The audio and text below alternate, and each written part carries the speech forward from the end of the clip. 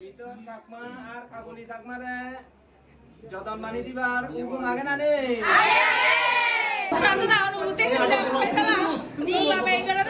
বিয়ে বাড়ি মানে খুবই জমজমাট, তাই না? গতবারে চাকমা বিয়ের ভিডিও বউ হোজা বা বউ আনতে যাওয়া, এটি আপনারা খুবই উৎসাহের সহিত দেখেছেন এবং সুন্দর সুন্দর কমেন্ট করেছেন। আমার খুবই ভালো লেগেছে। বউ আনতে যাওয়া সেটি ছিল মেয়ের পক্ষের বিয়ের পর্ব, আর আজকের এটি হচ্ছে বরের পক্ষের বিয়ের পর্ব।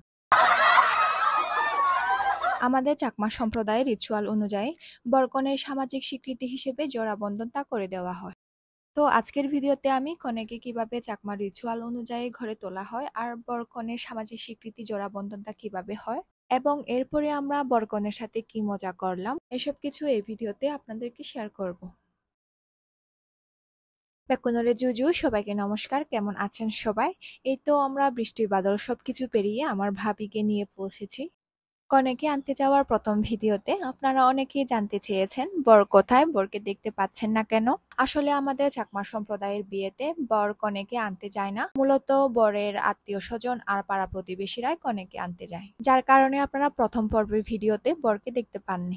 মেইন রাস্তা থেকে একটু হাঁটার পরে এই তো আমরা বরের বাড়ি পৌঁছে গিয়েছি, আর আপনারা দেখেন এই তো এখানে বর কনের জন্য ওয়েট করছে। চাকমা সম্প্রদায়ের রিচুয়াল অনুযায়ী বরের ছোট ভাই অথবা ছোট বোন কনেকে পা ধুয়ে দেয়। এরপরে সর্বপ্রথম কনেকে বাড়িতে ঢুকতে হয়, আর বাড়িতে ঢুকার দরজার সামনে দুই পাশে দুইটা কলা গাছ, দুইটা কলসির উপর দুইটা মোমবাতি আর মাঝখানে দুইটা সুতা দেওয়া হয়। মূলত নববধূকে এই দুটি সুতা পায়ে না লাগে মতো আর পরনের কাপড় চোপড় না লাগে মতো পার হতে হয়, আর এভাবে পার হওয়াটা শুভ এবং লক্ষ্মী হিসেবে ধরা হয়।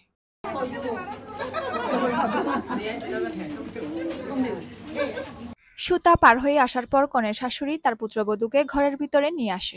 এই যে আমার জেঠিমাও তার পুত্রবধূকে ধরে নিয়ে ঘরের ভিতরে নিয়ে যাচ্ছে। এরপরে বুদ্ধের আসনে বুদ্ধকে প্রণাম করার জন্য বসানো হয়।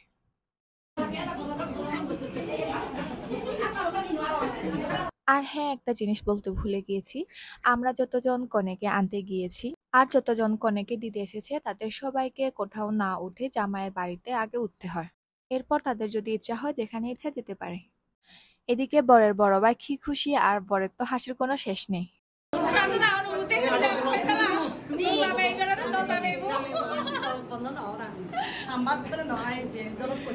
বরের সাথে মানে আমার দাদার সাথে আমরা একটু মজা করছিলাম। তারপর মজা করতে করতে এই তো আমার জেঠিমা তার পুত্রবধূকে নিজের রুম দেখিয়ে দিচ্ছে এবং নিজের হাতে বসিয়ে দিচ্ছে, আর দুই শাশুড়ি বউ মিলে ছবি তুলছে। এসব করতে করতে আমাদের চাকমা বিয়ের মূল আকর্ষণ জোড়া বন্ধন, আমাদের চাকমা ভাষায় সুয়লং বলে, সেটি শুরু হয়ে গিয়েছে, যেটার মাধ্যমে বর কনে স্বামী স্ত্রী হিসেবে সমাজে সামাজিক স্বীকৃতি পেয়ে থাকে। আর এটা দেখার জন্য আমরা বরপক্ষ আর কনেপক্ষ গাদাগাদি করে রুমের ভিতরে ঢুকে গেলাম।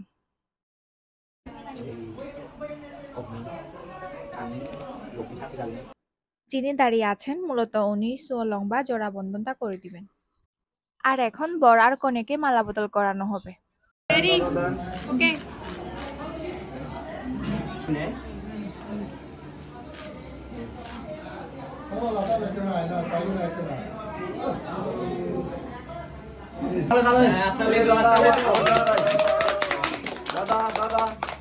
এখন আংটি বদল করানো হবে। আংটি বদল করানোর পরে মিষ্টি মুখ করে জোড়া বন্ধনের কাজটি সম্পন্ন করা হবে।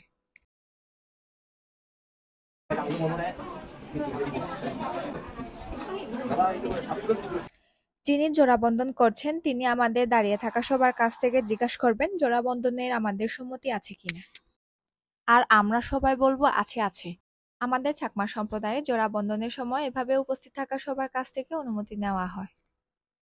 বেকনের দৃষ্টি আকর্ষণ করি সমতে এই যে মিতর চাকমা এবং এই কাকুলি চাকমার যতন বানি দিবার উগুম আগে না নে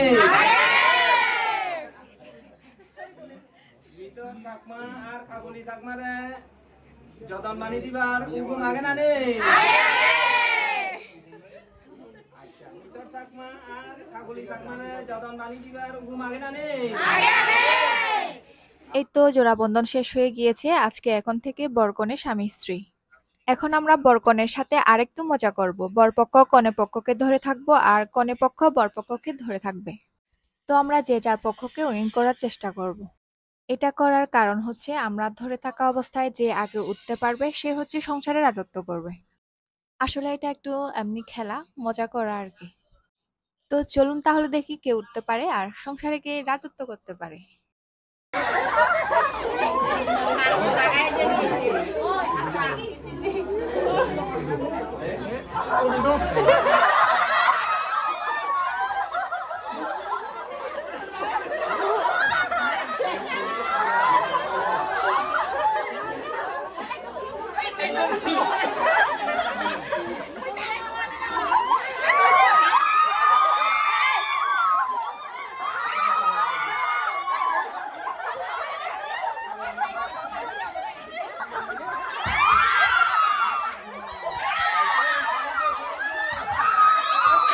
তো এই তো আমরা উইন হয়েছি, আমাদের জামাই পক্ষ উইন হয়েছে, খেলায় আমরা জিতে গেছি। জামাই বাড়িতে বরকনের সকল নিয়ম কানুন দেখা শেষ করে চলে আসলাম রিসেপশনে, যদিও বা খুবই টায়ার্ড লাগছে, কারণ আজকে সারাদিন বাইরে বাইরে অনেক ধকল গেছে। আর এইদিকে বরকনে তাদের রিসেপশনের বসার জায়গার এক সাইডে ছবি তুলছে, সে ফাঁকে আমরা খাবার খেতে চলে গেলাম।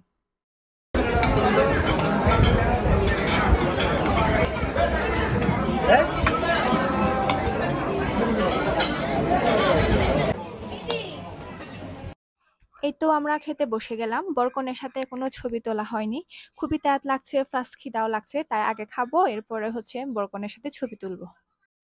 আর কথায় আছে পেট ঠিক তো দুনিয়া ঠিক। খাওয়া শেষে এই তো বরকনে আত্মীয় স্বজন সবার সাথে ছবি তুললাম। তো আজকের ব্লগটা তাহলে এখানেই শেষ করব। আপনারা সবাই ভালো থাকবেন, সুস্থ থাকবেন, দেখা হবে নতুন আরেকটি ব্লগ নিয়ে। টাটা।